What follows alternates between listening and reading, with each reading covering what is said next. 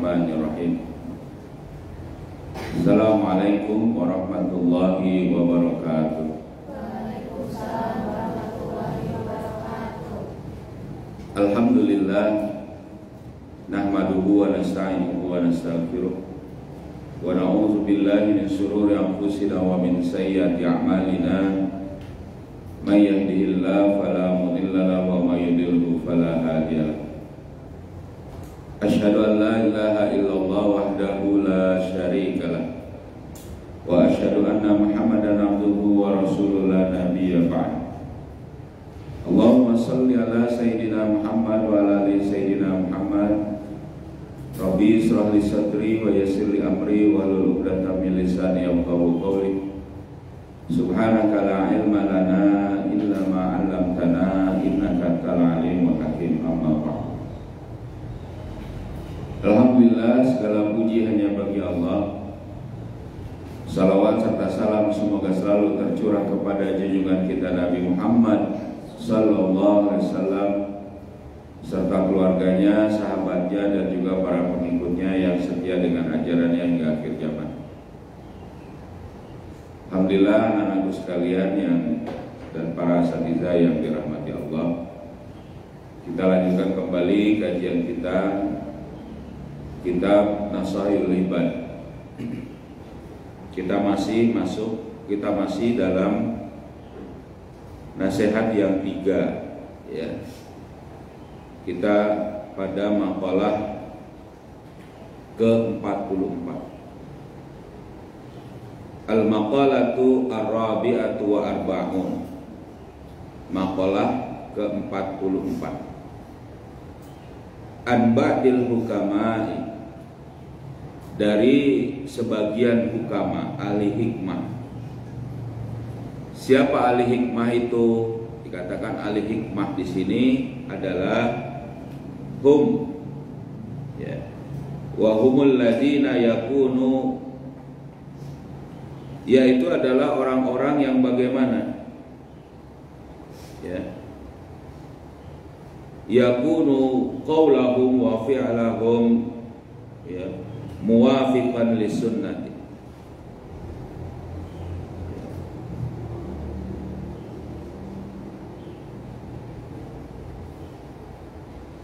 Yakunu qawluhum wa fi'luhum ya. Yang itu ucapan dan perbuatannya gitu ya adalah muwafiqan li sunnah, sesuai dengan sunnah gitu kan ya. Jadi bukan qaulu. Siapa hukama itu? Ucapan dan perbuatannya sesuai sunnah. Jadi maksudnya adalah orang baik, orang yang menjalani sunnah, perbuatannya juga begitu. Kalian juga bisa itu menjadi hukama, ahli hikmah termasuk.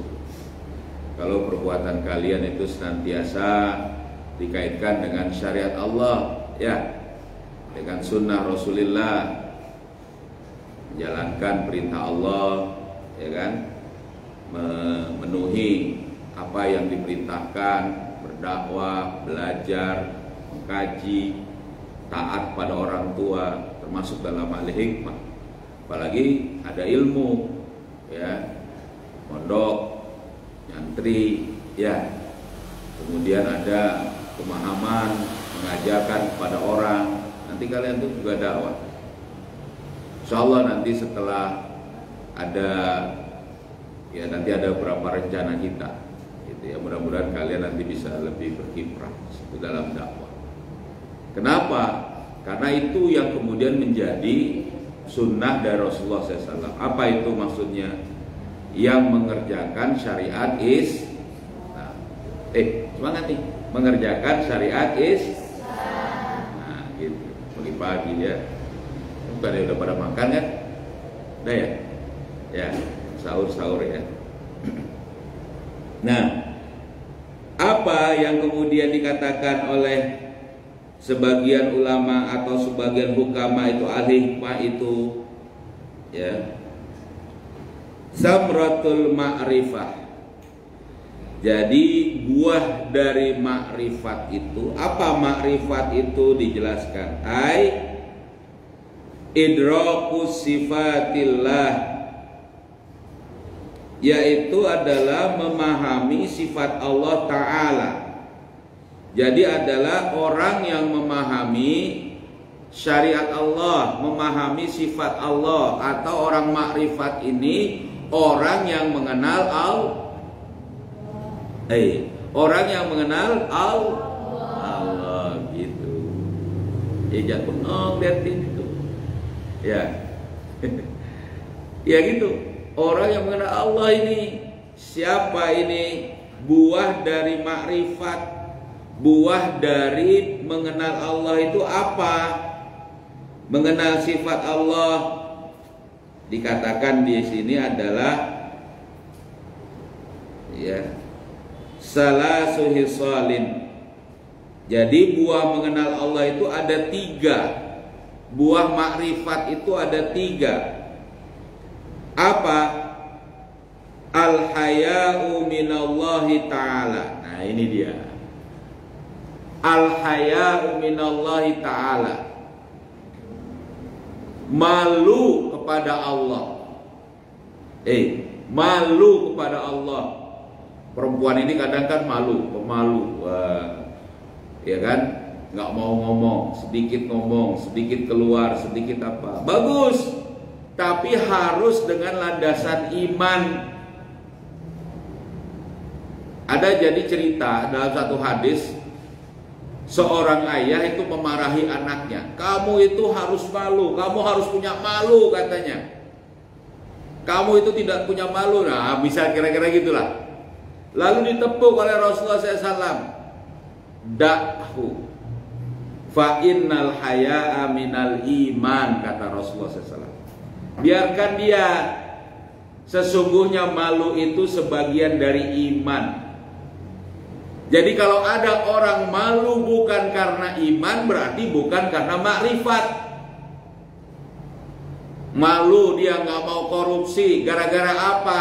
Gara-gara partainya bukan partai koruptor misalnya. Bukan karena Allah. Gimana dia itu? Bukan makrifat. Atau dia nggak punya malu, malah main judi. Punya harta malah main judi. Punya wajah yang baik, yang cakep, yang cantik, yang ganteng, malah dibuat maksiat. Berarti dia nggak punya malu, nggak punya iman. Jadi kalau punya rasa malu belum tentu punya iman. Karena harus apa? Harus karena landasan iman. Paham nggak? Ya. Dan juga apa? Ya kalau orang sudah nggak punya malu, ini tanda jangan-jangan dia nggak punya iman. Hati-hati nih. Nah, gimana ini dikatakan? Yakni maksudnya malu kepada Allah itu dikarenakan apa? Ya. Inkibadul qalbi an ma'asillahi ta'ala, yaitu adalah malu dia karena hatinya ini penuh maksiat kepada Allah. Tuh maksudnya gitu. Jadi dia itu nggak mau maksiat. Ya. Jadi makanya kalian ini harus tempatkan itu rasa malu. Kalau maksiat baru boleh punya rasa malu. Kalau tidak maksiat jangan malu. Tentu ada adab-adab lainnya. Contoh misalnya perempuan. Nah ini misalnya nih, ya kan, mengeluarkan suaranya. Ini contoh tadi mengeluarkan suara. Kalau yang seharusnya itu jalan. Tadi mati. Enggak ada.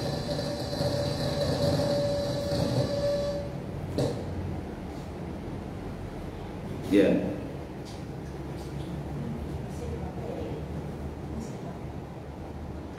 Ya tadi. Oh. Nah, contoh misalnya nih, ya tadi. Jadi kalau yang harus mengeluarkan suara, keluarkan suara, misalnya, ya kan, dalam sholat. jadi imam, keluarkan suaranya biar terdengar ya. Siapa yang jadi imam misalnya tuh? Kalian, ada jadwal imamnya? Ada. Keluarkan suaranya, jangan malu. Lagi ujian, lagi tasmih, menghafal, keluarkan suaranya. Buat perempuan, lagi nyebut amin dalam jamaah, dengar nggak ada yang aminin ya, malu. Anak perempuan kan suaranya kecil ya, nggak juga kalau lagi teriak-teriak kenceng juga ya. Nah, coba tuh. Terus juga yang mana haknya, misalnya contoh tadi tuh, baca surat Al-Ghasyiyah ya. Itu ada bacanya itu setelah surat Al-Ghasyiyah apa tuh? Hah? Apa gimana? Inna ilaina iyabahum summa inna alaina hisabahum. Apa bacanya? Allahumma ja'alna hisaban yasiro. Lupa nih. Yang lama nih gimana nih? Lupa nih. Allahumma ja'alna hisaban yasiro. Ya. Itu baca itu jawab itu ada. Pernah. Ada dalam kitab At-Tibyan fi Adabi Hamalatil Quran. Pelajaran ulumul Quran. Bagi yang sudah dapat ada. Kalau yang belum dapat, nah ini yang kasih. Adab dalam mendengar bacaan tilawah. Ada 3 tempat. Satu di situ, ada di satu lagi di surat Al-Anbiya, ada lagi kemudian di surat At-Tin. Alaihissallahu bi'ahkamil hakimin. Apa bacanya? Bala wa ana ala zalika minasy syahidin. Ayo ulangi nih tadi. Coba tadi misalnya, coba baca kan itu kan. Inna ilaina iyabahum summa inna alaina hisabahum. Nah gitu. Alaihissallahu bi ahkamil hakimin. Bala. Ayo bisa nih yang baru nih. Bisa? Diajari kan? Jadi gimana baca doanya itu? Allahumma ja'alna hisaban yasiro. Ya Allah, jadikan kami ini dihisab dengan mudah. Terus bala wa ana ala zalika minasyahidin. Gitu ya. Memang ada juga yang bilang suhufi Ibrahim wa Musa alaihi wassalam. Itu tidak ya. Tapi itu masih ada perselisihan. Paham gak? Ini ucapan, bukan karena malu nggak ngomong itu, haknya. Apalagi ini nih, perempuan pada saat bagaimana? Berdakwah, ngomong, ya, atau pada saat yang memang apa seharusnya diucapkan, belajar, ini, ya, mengajarkan. Jangan ngomong, wah malu, enggak, ya. Menyampaikan yang benar tentu di kalangan perempuan yang memang menjadi mad'unya, menjadi siapa yang didakwahi. Jadi rasa malu yang harus ada pada seorang yang makrifat kepada Allah apa? Malu karena adanya maksiat. Dan maksiat terbesar sekarang adalah saat tidak diterapkannya seluruh syariat Allah dalam sistem kehidupan. Ini dengerin. Banyak orang dalam sistem negara ini, dalam sistem masyarakat tidak menjalankan syariat Allah, benar? Harusnya malu kepada Allah. Nikmat Allah dia makan, tapi dia nggak mau melaksanakan syariat Allah. Maksiat kepada Allah berarti itu. Dikasih tadi harta benda, dikasih kekayaan dari negara ini, negeri ini, tapi nggak mau melaksanakan syariat Allah. Malu kepada Allah harusnya dia. Minta juga malu dia kepada Allah. Kenapa? Maksiat. Walaupun orang yang maksiat memang harus meminta kepada Allah. Minta apa? Minta ampun. Ya siapa lagi, kepada siapa lagi dia minta ampun? Ya, paham gak? Paham nggak? Jadi rasa malu orang yang bermaksiat itu adalah memohon ampunan kepada Allah dan kemudian bertaubat. Kalau dia misalnya bermaksiat, tinggalkan maksiat. Walam yusirru ala ma fa'alu wa hum ya'lamun. Dan dia tidak menjalankan kembali perbuatan maksiatnya tadi dan dia mengetahui. Jadi kita tekankan, ngapain? Jangan berbuat maksiat. Saya juga gitu. Kadang aduh susah. Tapi ya berusaha terus. Tapi ya kalau misalnya gimana ya terus jaga. Jangan sampai kita bermaksiat gitu. Ya. Kenapa? Karena orang yang makrifat kepada Allah nih di sini nih. Dalam kitab ini adalah orang yang malu kepada Allah. Ini yang pertama. Karena apa? Dia banyak memahami hatinya bahwa banyak maksiat kepada Allah. Yang pertama. Nah, yang kedua, wal hubbu fillah. Hubbu fillah ini adalah cinta karena Allah. Apa maksudnya di sini? Ar-rugbatu fi ma indallahi minas sawabi wal husuli ridha, ya, wal husuli ridha ta'ala, yaitu adalah rasa rindu terhadap apa yang ada di sisi Allah, terhadap pahala dan menginginkan keridhaan Allah. Jadi cinta karena Allah, al-hubbu fillah, itu cinta karena Allah. Kalian berkawan dengan teman kalian. Apa? Al-hubbu fillah, mencintai karena Allah. Berarti apa? Saya berteman dengan dia karena apa? Karena Allah. Tidak maksiat. Dibiarkan temannya bermaksiat, tidak. Ya, dijaga, bukan berdua-duaan apa bersekongkol, tidak. Itu nggak cinta karena Allah. Termasuk kepada pasangan, kepada istri, kepada suami nanti kalian cinta karena Allah. Termasuk kepada anak, nanti kalian punya anak, cinta karena Allah. Ya. Jadi kalau anaknya bermaksiat misalnya, dinasehati, diluruskan. Ya kan? Kalau suaminya bermaksiat, dinasehati, diluruskan, tapi tetap dalam taat. Nah, ini dia. Kalau temannya tadi bermaksiat, diluruskan, diberi peringatan. Kamu jangan maksiat, itu dosa. Ya, mencuri dosa. Misalnya tadi tuh, menyakiti orang dosa, ya kan, memfitnah orang dosa, itu diingatkan. Kenapa? Karena kita mencintai dia karena Allah.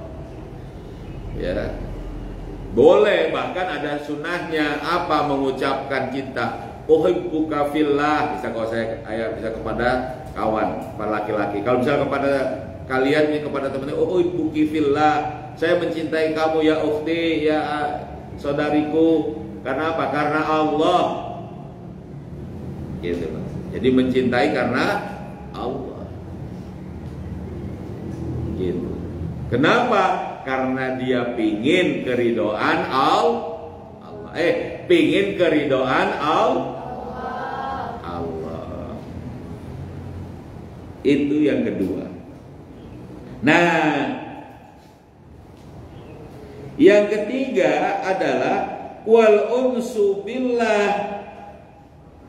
Nah, dan riang, tentram, nyaman pada Allah, merasa nyaman kepada Allah. Kenapa? Ridho, karena dia hatinya sudah ridho tadi, ingin mendapat ridho Allah, tenang kepada Allah itu.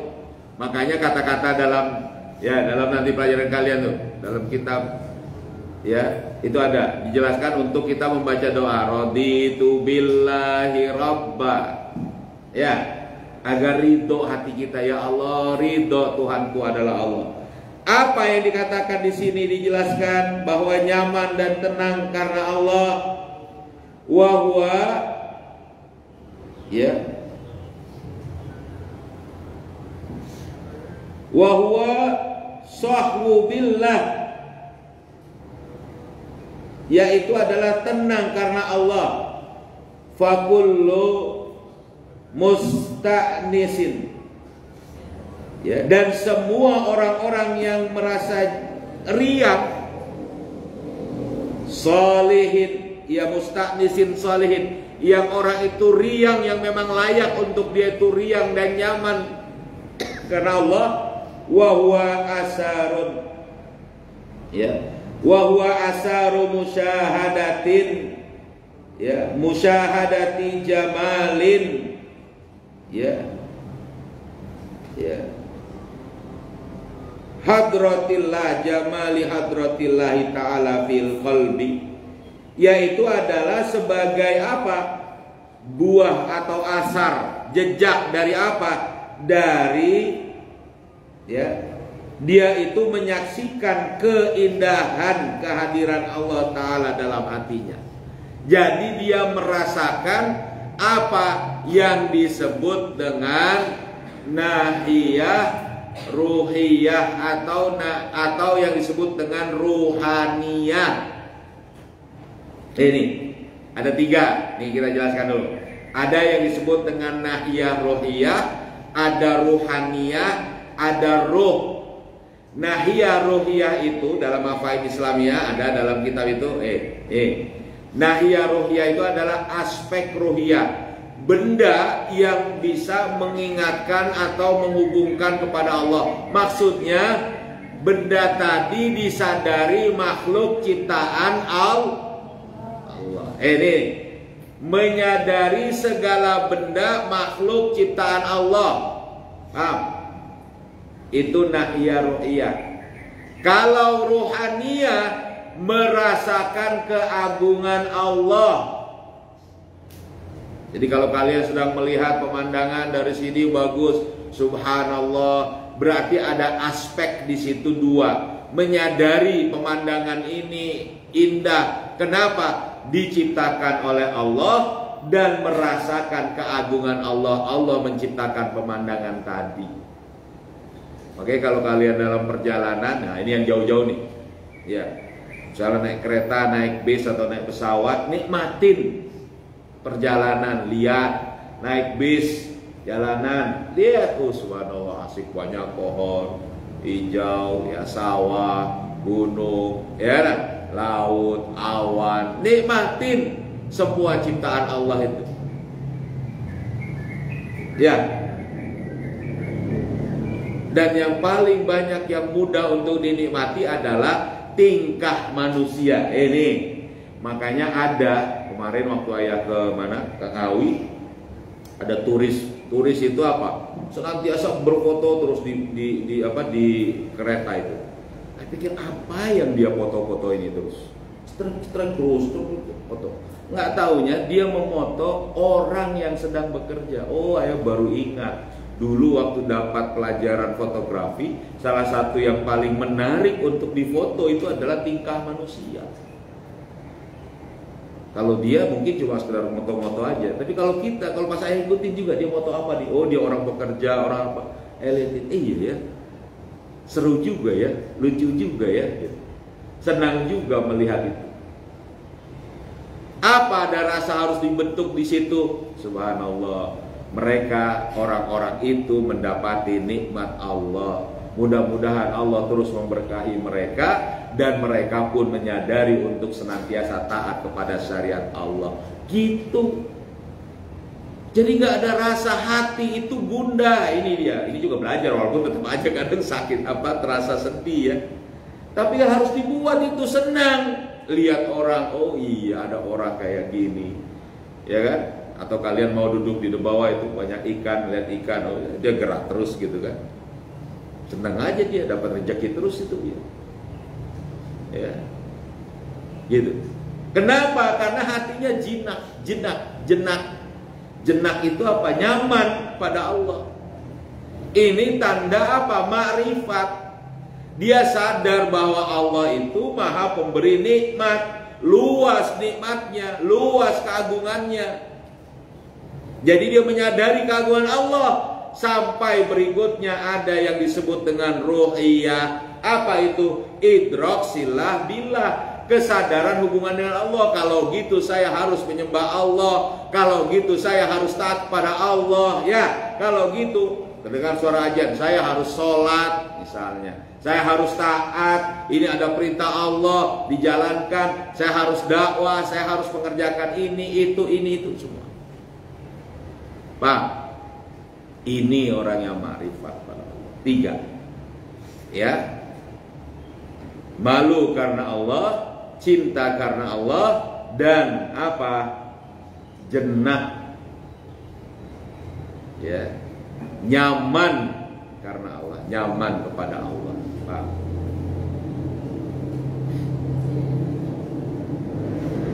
Cukup. Ada pertanyaan? Ngerti? Ngerti ya? Ini ringan. Tunjukin. Jadi yang ada adiknya diberitahu. Ya. Kita lanjutkan nanti. Ya, kalau dia ada pertanyaan, ayo kita tutup dengan membaca surat Al-Asr bersama-sama. Ya. Bismillahirrahmanirrahim. Wal asri innal insana lafi khusrin illal ladzina amanu wa amilus solihati wa tawasau bil haqqi wa tawasau bis sabr. Subhanakallahumma bihamdika asyhadu an la ilaha illa anta astaghfiruka wa atubu ilaik. Assalamualaikum warahmatullahi wabarakatuh. Ayo. Ya. Allahumma salli